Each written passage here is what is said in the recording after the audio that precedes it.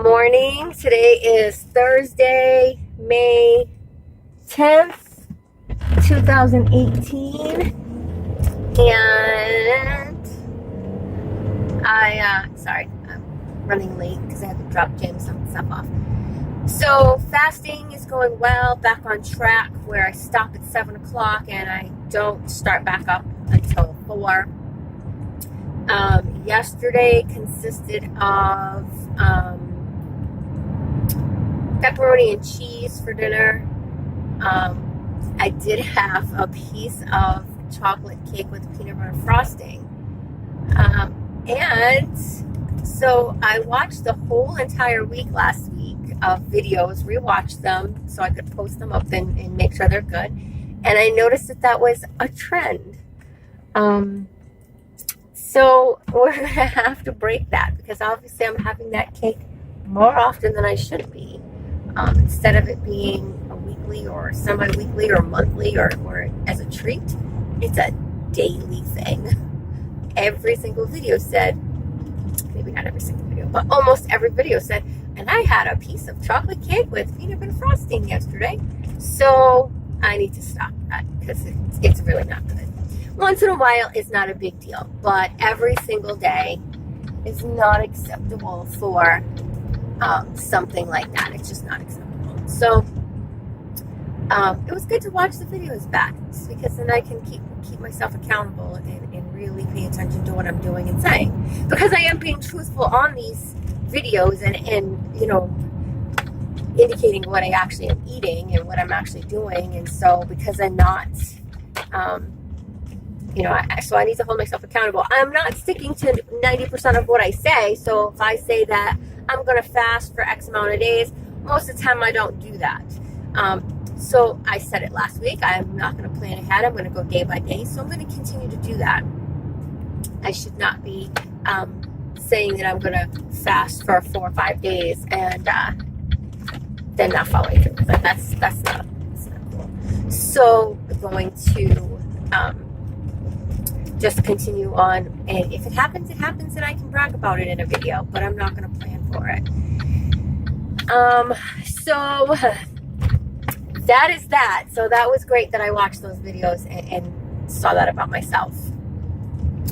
Had a wonderful conversation with my husband yesterday.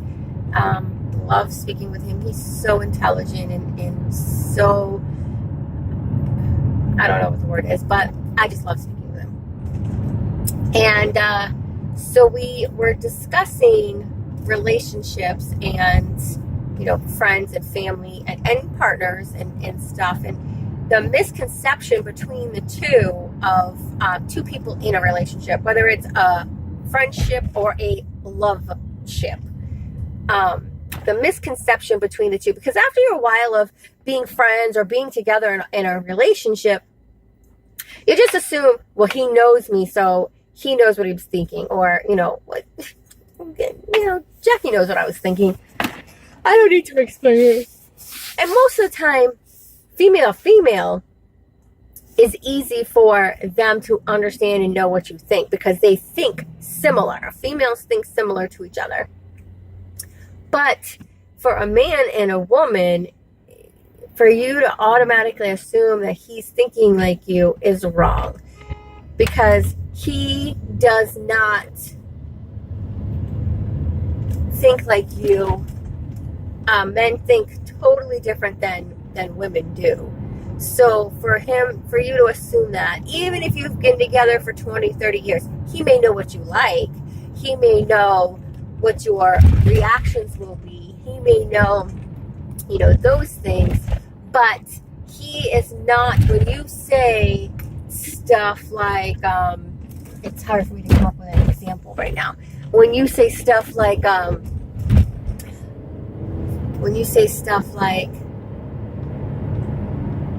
trying to think of an example, and of course I have lots, but I can't think of one. Anyway, he can't be a mind reader. He knows you, but he doesn't know what you were thinking. Nor you. You don't know what he was thinking. Excuse me. I noticed that was a trend in the videos too. I yawned a lot. Don't know why.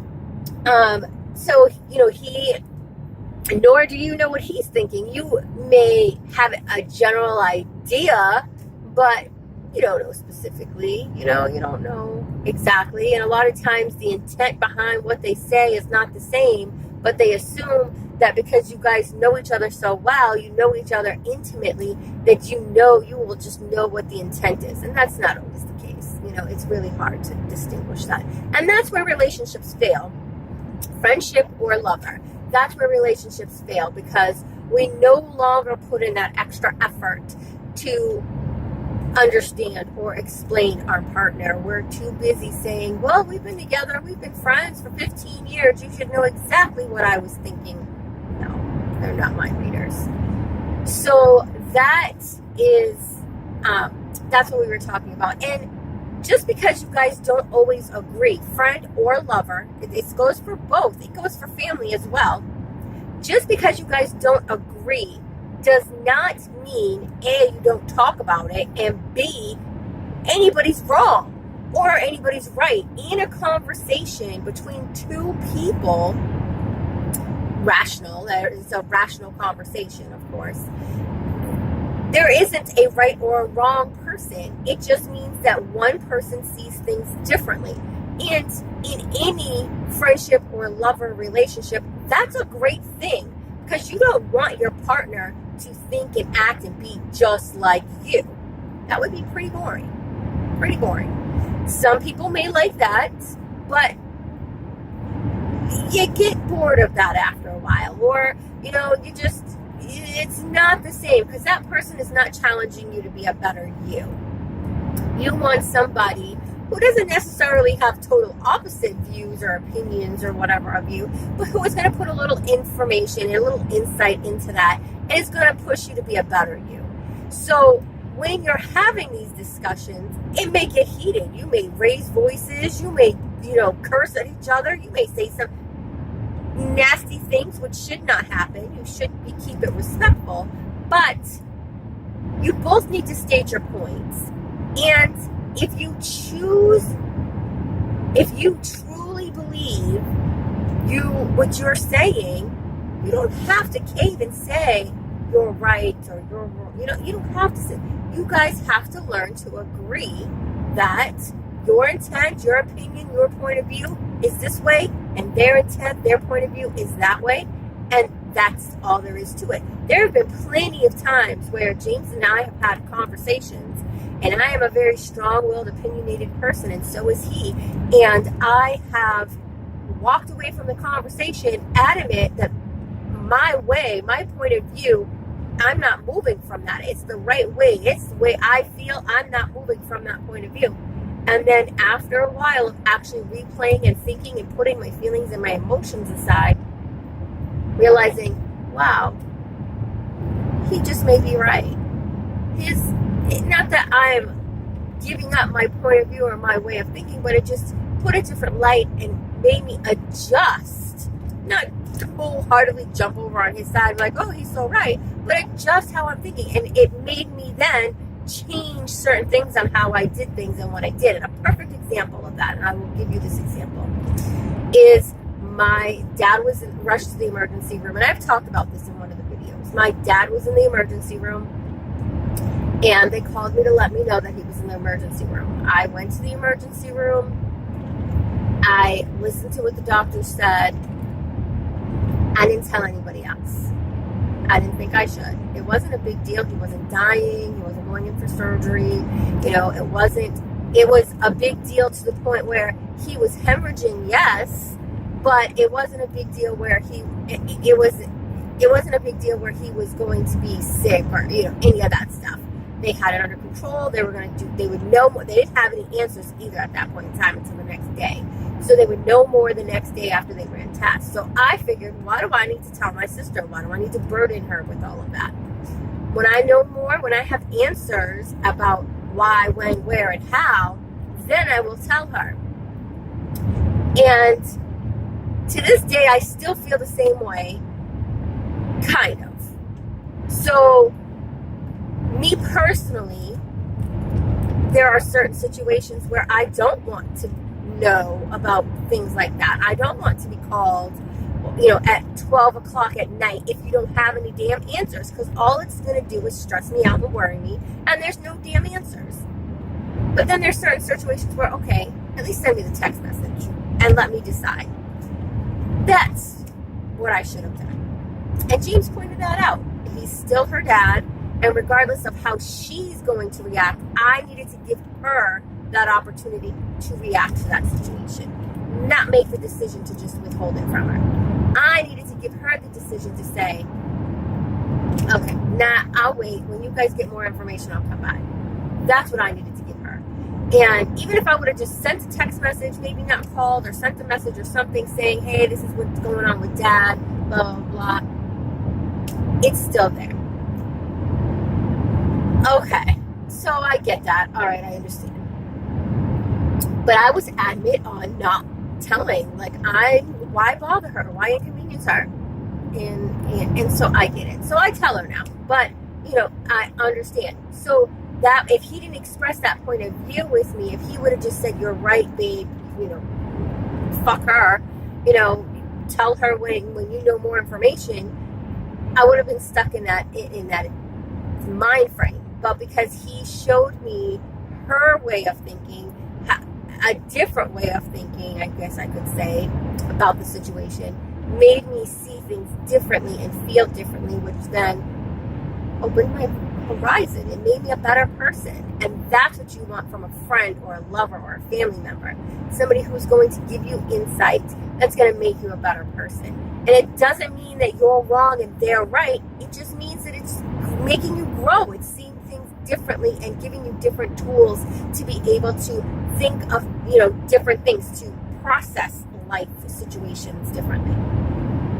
So those are the things that we were discussing. And I love having conversations with him because he's so intelligent, and he's really a strong thinker, and I can't think of the word right now. So anyway, so that's what we talked about yesterday.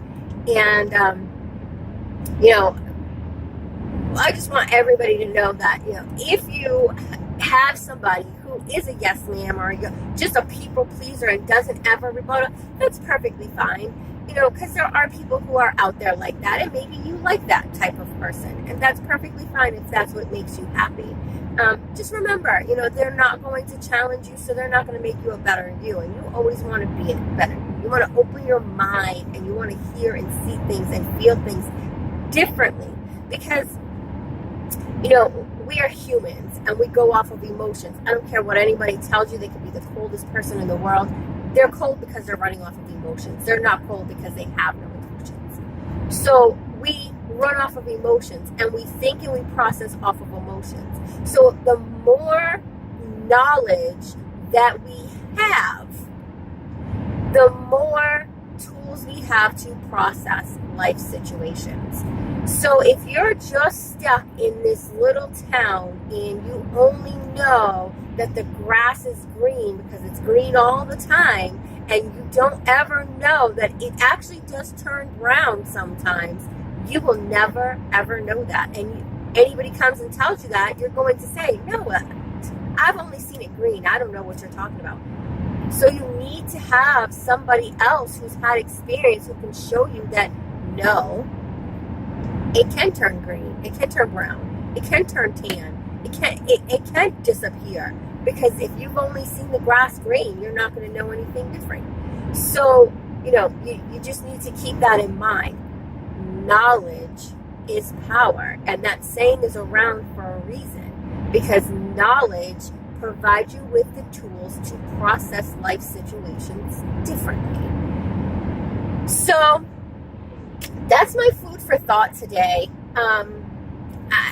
I've spewed enough out at everybody today. I hope you enjoyed the video. We're supposed to be going to get this dog this weekend. I hope it's not a scam, because it's 3.5 hours away. He's a beautiful dog, and we've been looking for a semi, not a puppy, but at least a year old, anywhere from a year. I'll go 2 years. James would only go a year, but I'll go 2 years. So that way, Michael's leaving, and you know, I would love to have a dog go on a walk with me and be able to do all of that. That would be so great if I could have a dog walk with me every day. I mean, that would be the shit. But anyway, so we've been looking and looking and looking, but I don't want to spend $400 or $500 on a mixed breed or a pit bull. I'm not going to get into that conversation or that topic. And the rehoming fee that people are requiring is just it's crazy, ridiculously crazy. Like, you know, I mean, anyway, so these people want, and he's a beautiful dog, and he, you know, he's just a little too much for them, and he's rambunctious and stuff, and so thought, well, maybe. So we're going to travel 3.5 hours on Saturday, and hopefully it's not a scam. If it is, well, we went for a wonderful ride, and that'll be our Saturday. We're supposed to be getting our kitten on Monday. I may push that back a little bit depending on this dog, and we'll go from there. So you know what I say, the best investment that you can make is an investment in you. What are you investing in you today? I did not go for a walk yesterday because my blister was really bad. I could not walk on it by the end of the day. So I'm going to go today walking this morning around. It didn't hurt as much. So I'm going to walk today, weather permitting, because it is kind of gloomy. It's only 45 degrees and it's chilly. I should have actually worn a jacket today. So hopefully the weather will pick up and be nice later on this afternoon, so I can at least get an hour of walking in. That would be great. And I know nobody's going to come with me, but I'll still ask. I ask every day. And, you know, that's about it. So that's what I'm investing in me today. I hope you guys have a great Thursday. It's going to be crazy. My boss is leaving for 2 days. So today I do payroll, and you're going to hold the fort down over there. So you guys have a wonderful day, and I will check you back tomorrow. Bye-bye.